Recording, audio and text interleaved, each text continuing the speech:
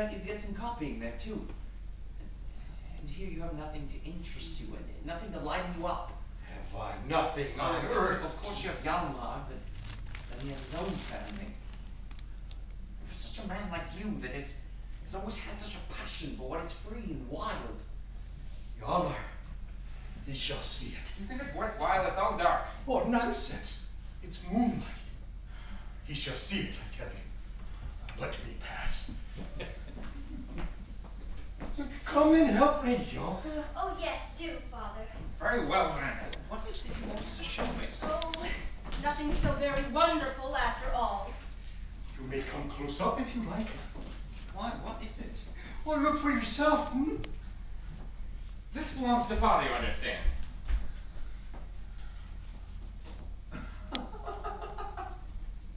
Why do you keep poultry, Lieutenant Hector? Oh, I should think we did keep poultry. They've gone to roost now, but you should just see our fowls by daylight, sir. And there's a... Shh, shh. Don't say anything about it yet. Oh, and you have pigeons too, I see. Oh, yes. Haven't we just got pigeons? They have their nest boxes up there under the roof tree, for pigeons like to roost high, you see. They are now common pigeons. Oh, common.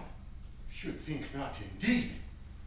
We have tumblers and a pair of pounders, too. But come here. Can you see that hutch down there by the wall? Oh, yeah, so what do you use it for? Well, that's where the rabbits sleep, sir. Dear me, so you have rabbits too? Oh, yes, you may take my word for it. We have rabbits.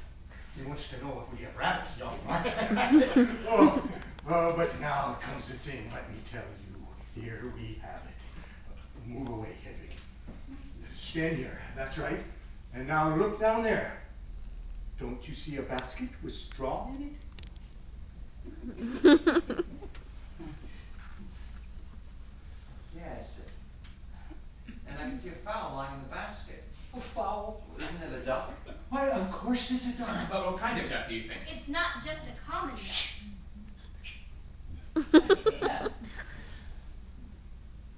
It's not a Muscovy duck either. Oh, no, Mr. Worley. It's not a Muscovy duck. Or it's a wild duck. Is it really a wild duck? Yes, that's what it is. That fowl, as you call it, is the wild duck. It's our wild duck, sir. My wild duck. It belongs to me. Can it live here in the garret? Does it thrive? Of course it has a drop of water to splash about in, you know. Fresh water every other day. But my dear Ectel, it's getting icy cold in here. Oh, we better shut up then. It's as well not to disturb their night's rest, too. Close up, Hedwig. Another time, you shall see her properly. Oh, they're curious things, these wild ducks. I can tell you. How did you manage to catch it, Lieutenant Hector? Oh, I didn't catch it. There's a certain man in this town who we have to thank for it. That man was not my father, was he? What? You hit it. Your father and no one else. Strange you should guess that, Gregors. Well, you mentioned you owed so many things to my father, so I thought But perhaps... we didn't get the duck from Mr. Worley himself. It's Haken Worley we have to thank for her all the same. Gina, he was shooting from a boat, you see, and brought her down. But your father's sight is not very good now, as she was only wounded. I've got a couple of slugs in her, I suppose. Yes, 2 or 3. She was hit under the wings so that she couldn't fly. Oh, and I suppose she got to the bottom, huh? Oh, of course. Always do that, wild ducks do. They shoot to the bottom as deep as they can get, sir, and bite themselves fast in the tangle and seaweed and all the devil's own mess that grows down there, and they never come up again. But your wild duck came up again, Lieutenant Hector. He had such an amazingly clever dog, your father had. And that dog, he dived in after the duck and fetched her up again. And then she was brought to you here? Not at once.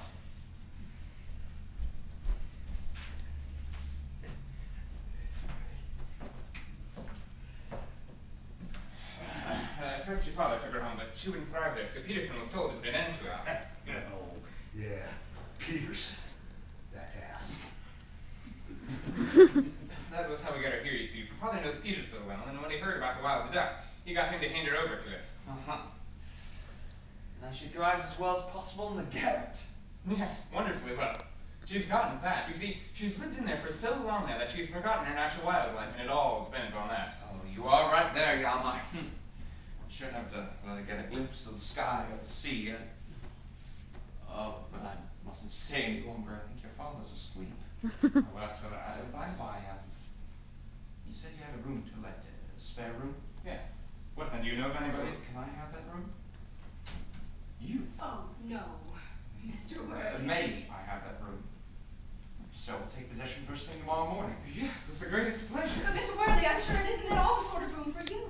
Regina, how can you say that? Well, the room's neither wide enough nor Oh, large that enough. really doesn't matter, Mrs. Hector. I call it a nice room, not at all badly furnished either. But remember the pair of them underneath. What pair? Well, there's one a suspended tutor, That's Mulvick.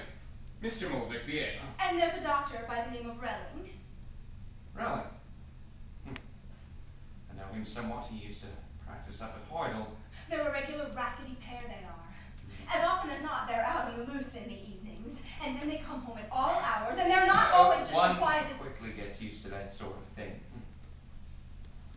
I dare say I should be like a wild duck. Well, I think you ought to sleep upon it first, anyway. You seem quite unwilling to have me in the house, Mrs. Hector.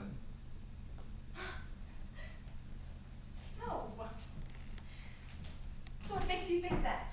Well, you really behave strangely about it. Then I suppose you intend to remain in the town for the present? Yes, I intend now to remain here. And not at your father's? What do you propose then? If only I knew that, Yalmar. I shouldn't be so badly off. But when a man has the misfortune to be called Gregors and then Worley after it, have you ever heard anything so hideous? Oh, I don't think so at all. Bah! Feels it should like to spit upon the fellow that answers to such a name. But when a man is once and for all doomed to be Gregors Worley in this world as I am, If you were Gregor the Worthy, what would you like to be? if I should choose, I should like best to be a clever dog. A dog? Oh no. Yes. An amazingly clever dog. One that goes to the bottom after wild ducks, and they dive and bite themselves down in the tangling seaweed, down among the ooze. Oh my word, my Gregors, I don't know in the least you're driving at. Well, perhaps you might not be much the wiser if you did, Yalmar. Well, so it's agreed. I'll take possession first thing tomorrow morning. I won't be any trouble. I do everything for myself. We can talk about the rest tomorrow. Good night, Mrs. Hector. Good night. Good night, Mr. Worley. Good night. Now you get a mouthful of food at last. There you see, Gina, if you only keep your eyes open. How? Keep your eyes open? Why haven't we laughed at the good luck to get the room let? And just think, to a person like Gregors, a good old friend. Well, I don't know what to say about it. Oh, Mother, you'll see. It'll be such fun. You're very strange. You're so bent on getting them let before, and now you don't like it. Yes, I do, Ectel. If it had only been to someone else. Well, what do you suppose Mr. Worley will say? Old Worley?